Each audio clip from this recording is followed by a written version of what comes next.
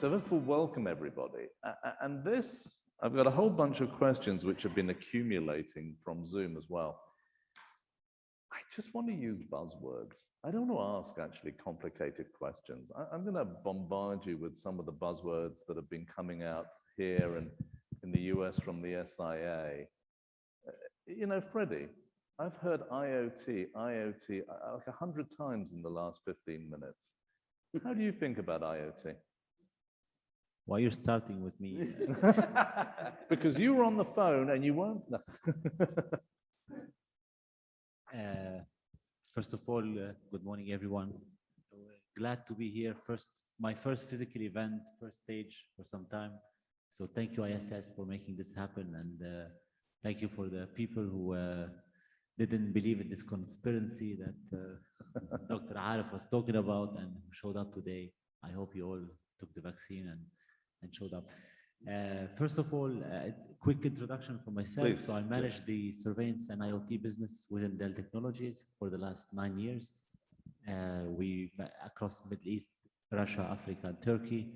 So this business grew dramatically over the last years. Everyone likes to talk about IoT. Everyone likes to talk about new technologies. However, it's a very good question because still 90% of our business comes from traditional surveillance and not really the IoT part of it. There is a huge requirement in this region for traditional surveillance, thanks to CIRA and other regulatory within the region. I would say CIRA is the lowest specs because they understand the pain points of the customers when it comes to investment, while the other regulatory, they just pushing very, very tough regulation that costs a lot of money for the end user. So when it comes to IoT, very important topic. I see in this room that we have approximately 4 locals as we speak, and the rest are foreign. 5 locals and the rest are foreigners. What does it mean? That we all chose to come and live in Dubai. Why? Because we don't want to live somewhere else. And why we want to live in Dubai? Because Dubai is leading in IoT, in smart cities, in safe city. We're all happy to be here. We're all honored to be here and to live in this country. There is a race within the region. That's what I'm seeing. So I manage, I'm talking about Russia, Turkey, South Africa, Egypt, Morocco, Riyadh, Doha, and Dubai, and Abu Dhabi, of course. So there is a race for excellency in this region. And everyone wants to bring more foreigners, more expats, want more investments, which is more investment for the country. And I believe Dubai initiated this long time ago, long before anyone else. And that's why today we're a leading position and everyone wants to come and live in Dubai. Don't forget about the Dubai airport as well, that is using like IoT devices and smart devices in order to not only bring everyone to Dubai, but also if you don't want to come to Dubai, you have to transit through Dubai. So whatever you have to do, you have to come within this city. So this is the typical success story, I would say, of how to use IoT in order to grow the investment, and don't see it as a cost center, but as a return on your investment for the next generations. Thanks, Freddie. Aloysia, maybe you want to introduce yourself a little bit, but then maybe talk particularly about IoT from ISS's perspective in a security context. Based on my experience, I have to agree with Freddie as well, with Alaa. What we see is a tremendous amount of data coming in, and how we're going to use the data is important. In our case, it's not only the sensors that make sense for us, but the images as well. And in our job, what we see, we try to leverage all this information along with analytics, along with video, along with storage, and correlate this information to solve problems. I think that the IoT for us is one of the tools we use on a variety of solutions that we provide. Oil and gas, energy sector, tons of IoT sensors, what we see on a refinery, from checking the gas leaks from all over the place. Together with cameras, we can produce much better a sense of all this information. And I see this growing and growing and growing, along with the edge devices, which I'm sure you're going to touch at some point here. When you put all these animals together in the zoo, then we have a complete solution. And in our case, in ISS, what we do, we put them together and make them speak the same language to provide the results, to show a dashboard that the customer can take advantage of that in real time, or actually to prevent a further issue in the future. That's what we do collectively with these technologies. Well, the IoT is not a fad; it's a reality, and it's pushing envelopes. But on the AI front, you know, Alaa, when you speak about dreams, right? And a lot of them are dreams of what can be done. I thought Engineer Arif's comments this morning were excellent. As much as there are dreams, there are also realities. There are overpromises and underdeliveries.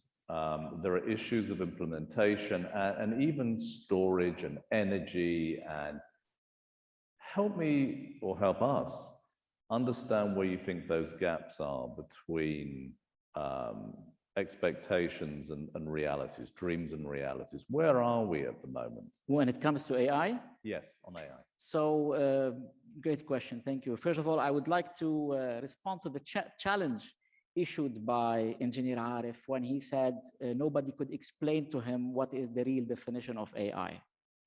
In practical terms, an AI is a software system that can teach itself to do something new that has not been hard programmed and hard coded by a programmer. Now, the difference between fact and reality and dreams is the difference between narrow AI and general purpose AI. General AI, an AI that you see in movies, like Ex Machina, that can do everything, is very far. Narrow AI, which is an AI that can teach itself and enhance itself to do one specific or few specific features, is here and it's all around us. I would give only two examples of narrow AI. One of them I've seen in a factory in Taipei, where instead of having humans monitoring the defects on a production line, they trained an AI model on all types of defects that can appear on the product, whether there are scratches, whether there are any type of looking, I mean, the AI was able to look through the cameras and analyze and identify the defective equipment. That's a narrow AI in action. The second, one of my favorite examples, is the Tesla Dojo system. I like the clever name, Dojo. It's where you bring pupils to learn karate. So the Tesla Dojo system is a software AI based on PyTorch, and it's used to be trained by data coming from thousands of Tesla cars all around the world. This data is collected in one place, and then it's used to train the model. And then this model is being able to learn how the car should behave on different traffic, different roads, different terrains, different cities, and different weather patterns. And then all this data is re-uploaded or downloaded into new cars, baby cars that go and hit the system and become smarter every day. This is a real life example that we're seeing today of AI in action, albeit narrow AI. Aloysiu, you have a firm that employed neural networks before the term AI was trendy. So ISS has been in this field for a long time. Where do you kind of sift the fact from the fiction? What we see is a lot of practical uses. When you talk about deep learning, AI, we've been doing that since 2000. It's basically about 25 years ago. What we see is experience matters. What we're mentioning on training systems, data. When we get a new challenge in our company, especially in this region where they're always pushing us to the limit, first we look at our scars in our body, the experience. What can we use from the past that can solve the future problems? And AI is not the answer for all of them. Maybe IoT is, maybe RFID is, or maybe the traditional analytics, or a combination of them. For example, in case of license plate recognition, what we've been discussing before, we did most of the work using regular template-based analytics. We've been using that for many, many, many years. When we arrived here, with the level of accuracy that was required, especially by CIRA, we had to think outside the box. That's the first time, with the help of Intel, we designed a new algorithm for license plate that is actually a combination of deep learning and the traditional analytics. We use the best of both, which not only increase our efficiency, but decrease the use of CPUs and GPUs. I think that one of the uniqueness we have in this market is to be able to combine different technologies. And again, AI for me is a reality. It's not something that we are looking in the future. Today is in there. It's costly, it's not free. You need a tremendous amount of data. Again, the Tesla model is very important because you've got to get a tremendous amount of data. And you need a GPU and processing time. It might be at the end of the day too expensive for real deployment. So in our case, we are always thinking about how can we find the middle ground, get the efficiency, get the result, and keep the cost down. Again, we need to have experience for that. I mean, we see a lot of, for example, in these trade shows, we see a lot of small labs, a lot of companies with a lot of cash to spend due to investment. The year goes around, we come back, they're not there yet. We pick their gifts, they become collectibles because you're never going to see them again. Experience matters, and you need to have a mid and long-term vision. Otherwise, you're not going to survive. Absolutely, a great point. You know, we've got a lot of buzzwords to go, and lunch is coming. So let me keep moving here. Cyber. I think this is a place to bring Lewis into the conversation. Digitization is increasing hugely, exponentially. From a security and a defense perspective, good, bad, scary, vulnerable, these words that come into your head? Yeah, I think probably both. I mean, there's a great opportunity with digitization. We've already seen this in terms of what the speakers have talked about, in terms of the integration of systems, and defense is not alone in that. Defense and military is probably lagging behind other sectors in terms of cloud-based cyber, Internet of Things, for obvious reasons, because of the security of information and the classifications. However, there's huge application potentials when we look at maintenance, MRO systems, and the way that usage data can link with supply chains, huge potential. However, the other side of that coin is, as we digitize more and as we become ever more connected, the impact of a cyber attack grows. So instead of having an individual cyber attack in history, which would have disabled one system, it now has the ability to disable the whole system. Mm-hmm. And we're already seeing now the ability of agents to be not big organizations that take years to build, but individual people sat in bedrooms, unfortunately.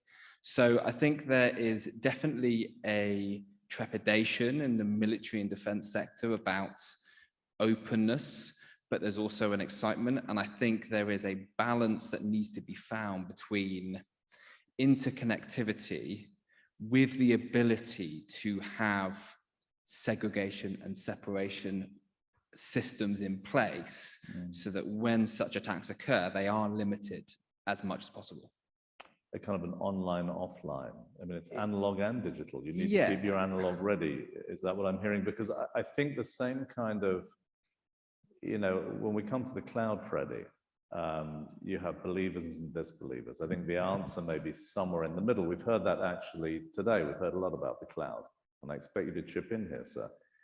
But Freddie, I'm sure you have no views whatsoever on the cloud as a storage mechanism. Indeed. That's a very hot topic. I don't recall who was talking about it. Arif was skeptical. He was skeptical. Yeah. He wasn't a convert to it. He thinks it has exposure, it needs regulation, as AI did, or some kind of monitoring. And yet we've heard from other speakers and even folks in this room that cloud is the future, that everything's going to the cloud. We don't believe that at ISS, but I don't know how you feel about it, Freddie, at Dell Technologies. In fact, first of all, within Dell Technologies, as a general messaging now, we believe in what we call multi-cloud, which is the hybrid solution. So some data are being done, some applications, excuse me, are being written in a way that they have to run on premise. Some others are being written in a way that they will shine on the cloud. They should not be on premise. So this is in general IT applications. However, when it comes to video surveillance, so I've been here since 2012. This is my 9th year.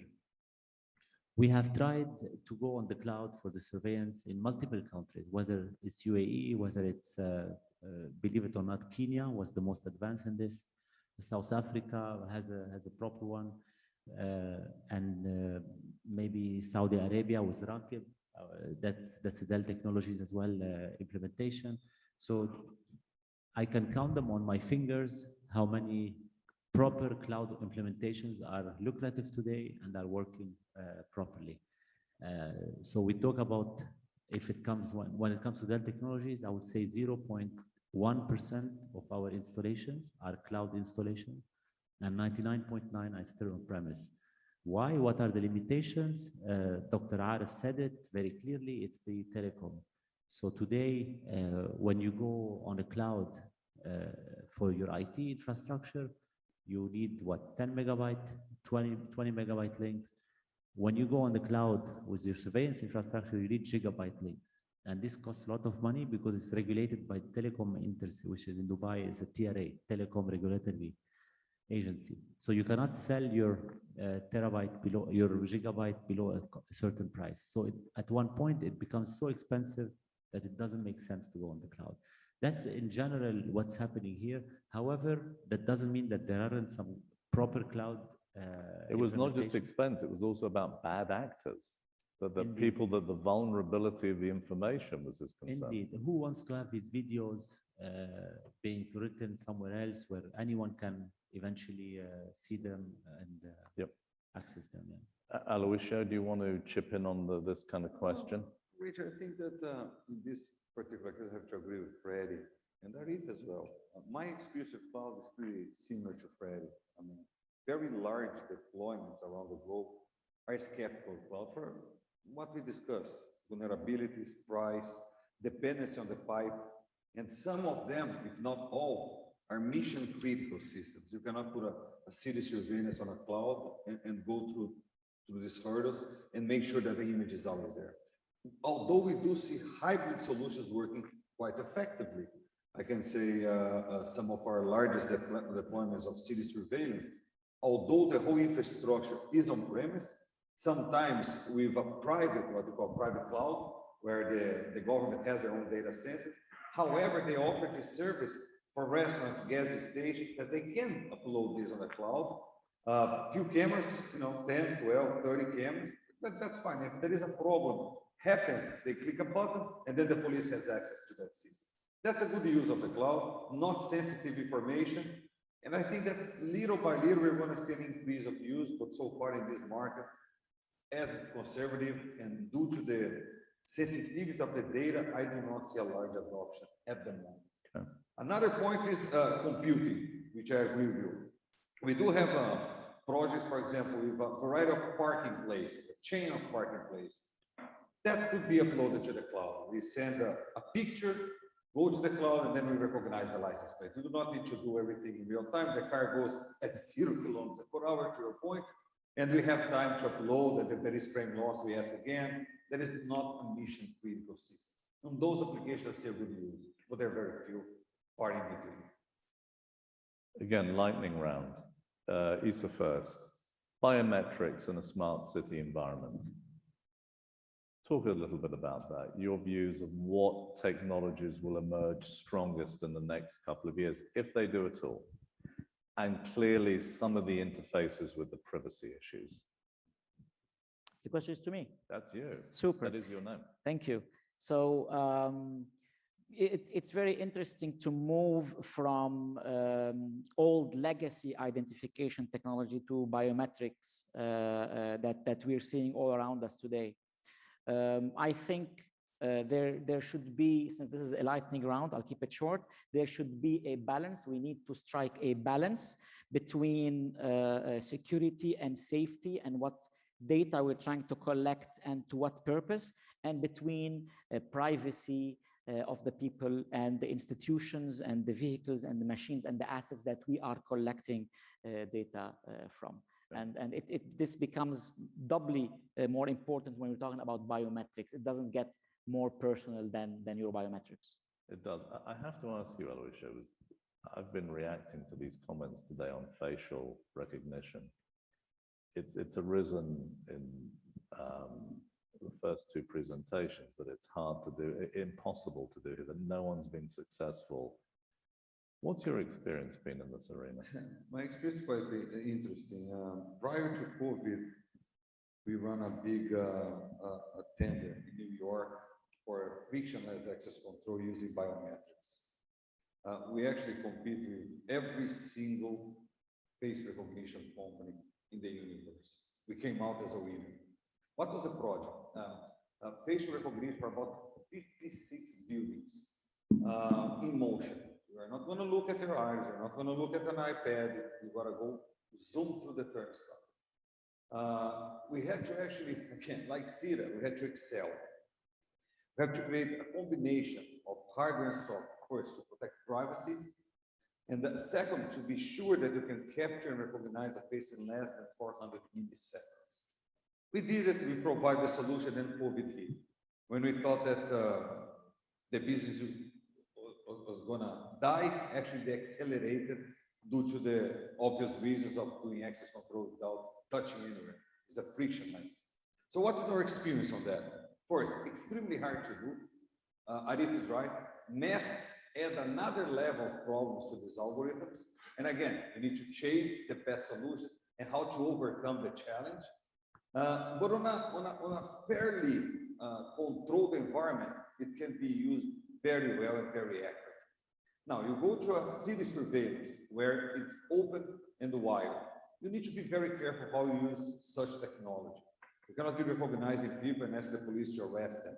It's got to be several levels of approvals before you take an action. And that's what we see every day. Mexico City is one. We have a variety of customers that are using facial recognition. Privacy is a concern. You've got to be very careful what you do with this data. In our case, we do comply with the GDPR. You cannot correlate a face with a name, which is, again, I think Arif mentioned about license plate recognition at gas stations. If they want to go to the database, capture the name, in some cases, you don't need to do that. That license plate is already your quote-unquote biometrics to know if you like your cappuccino or macchiato, or whatever the case might be.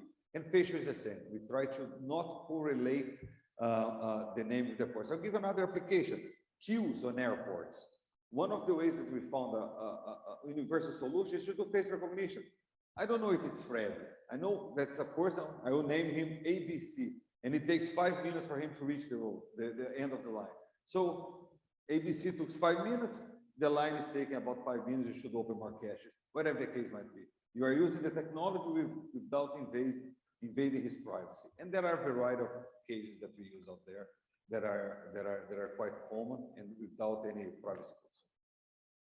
Okay, I'm going to shift a question into Lewis's arena. It's kind of a big question.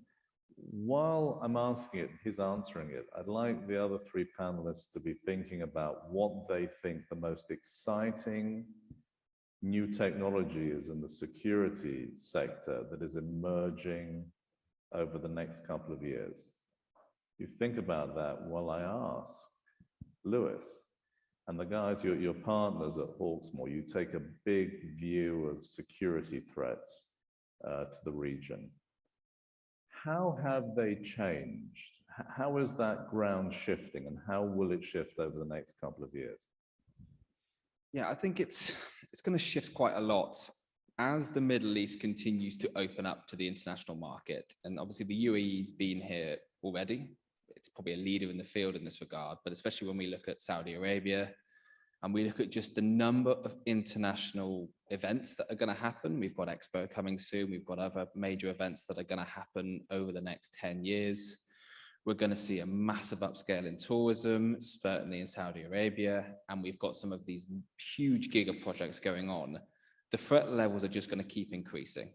You know, it's only natural. It's not possible to avoid. And as I said earlier, when you couple that with the ease of causing damage now, I mean, we see this in the news all the time. Someone flies a drone somewhere, someone has a cyber attack. These are often individuals doing this. So the threat level is only going to increase. It is already increasing, and we're already seeing a number of potential attacks happening. So I think when we couple all of that with digitization, and we're looking at some of these smart cities, as we were referring to earlier, there definitely needs to be an increased focus on how to minimize those threats for both tourism, for events, both from a physical perspective and from a cyber perspective, because I think that that is an area where and you've got to keep moving with the times. So every time you find a solution that mitigates a threat, another new threat is going to be coming along. So it's an ever growing, ever developing, continuing theme that I think is definitely, we're seeing a lot more focus on, and we're seeing this, such as in Saudi Arabia, they've just set up the new organization SAFE, which I think is a great representation of what they feel has done well in the UAE. And I think that will continue to be the case. Interesting. Thank you, Lewis. So we know the question, gentlemen.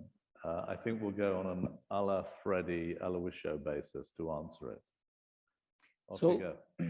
I think the next phase of security and surveillance evolution would be what Freddie described as the multi-cloud, hybrid cloud strategy. And there are applications for each of them.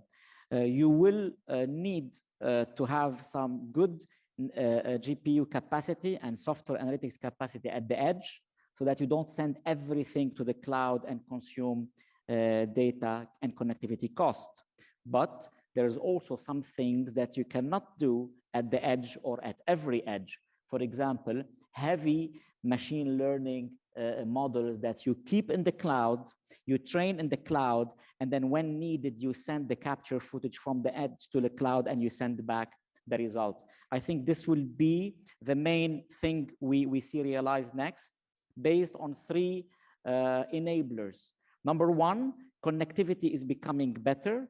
With 5G, you have less latency with the URLLC protocol, and you have heavier data pipes with the eMBB protocols. Also, when you send all this amount of data in the cloud, you have now the big data protocols and softwares are getting more and more mature. Go and see what Hadoop is doing, go and see what Spark is doing, go and see what Cassandra and Kafka are doing to analyze these big data, and you will see where the future is going. And the third and final one is the machine learning algorithms that are good now in terms of technology will become 10 times better when they collect enough data so that they can start acting on this data. This is where I can imagine the next few years. Thank you, Alan. Freddie. I would go back to your question to Dr. Al-Kitbi. You asked him how costly it is. Is it expensive to have a surveillance system? So during my tenure at Dell, I saw many people running out of business, going out of business. So many systems. We have around 500 partners across the region. Some have this,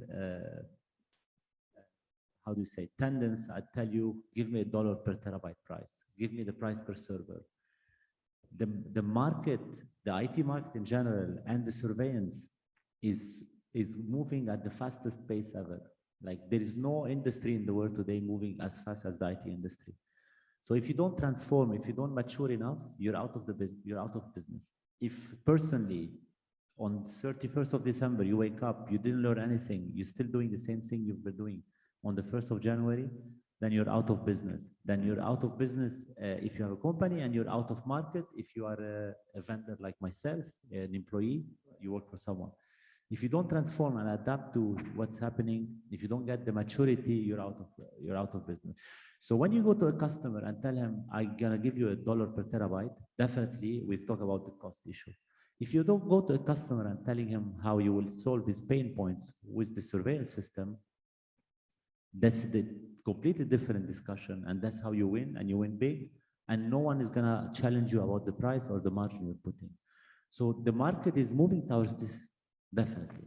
So the application that goes on the cloud and come back, when you go, I'll give you the example. So you tell me the future. The future is here. Dubai already is the future. You guys all have been in Dubai airport. Have you seen the smart tunnel where you just cross the police without even stop, without even showing your passport or Emirates ID now? You just by scanning your eyes. This is the future.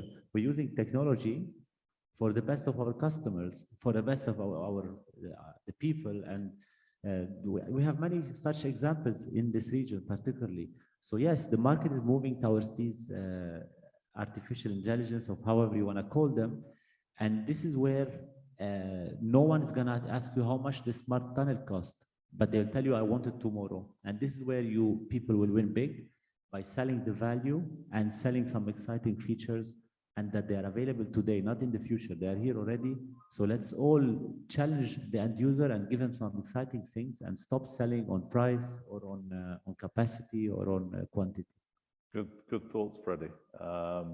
Future is here now. I hope Dr. Al-Kidbi agrees with me.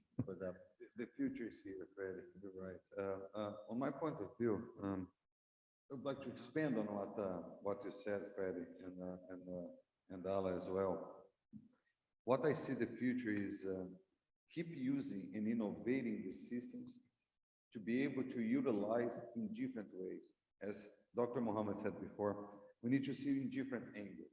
A security system has a purpose, but that camera can be used for a number of other things. For example, if you install under vehicle surveillance in here, you can not only detect if there is a bomb or drugs, but you can also see how is the maintenance of this vehicle.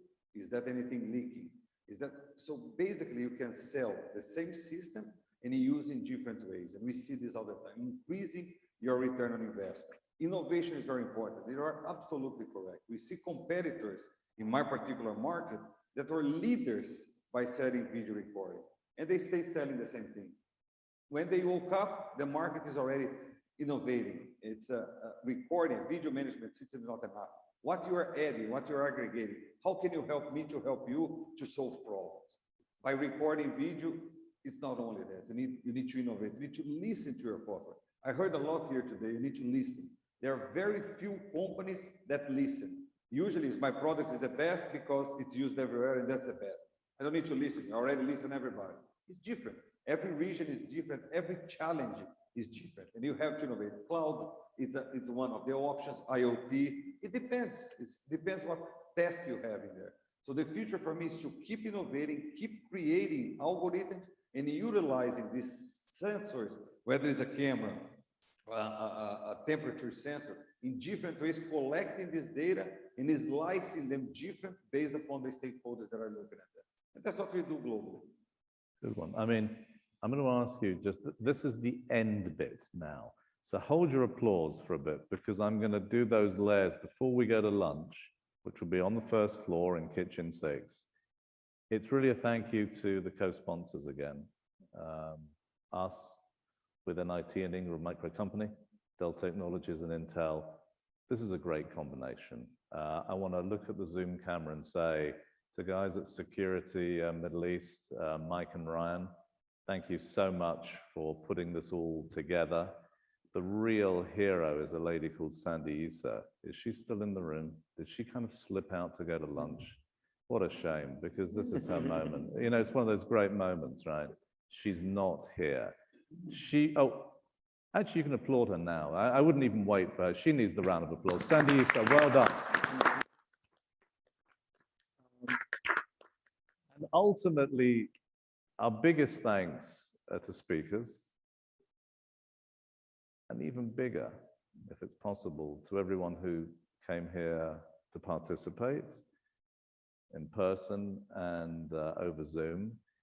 I have found this honestly incredibly stimulating. My brain is full of ideas, and if I'm the only user here, it kind of has set out to do what I hoped it would do, which was to stimulate questions. And I hope it's a shared experience, and that we will use this and learn from it as we go to Qatar and Saudi and come back here and we continue the dialogue and make friends and share experiences.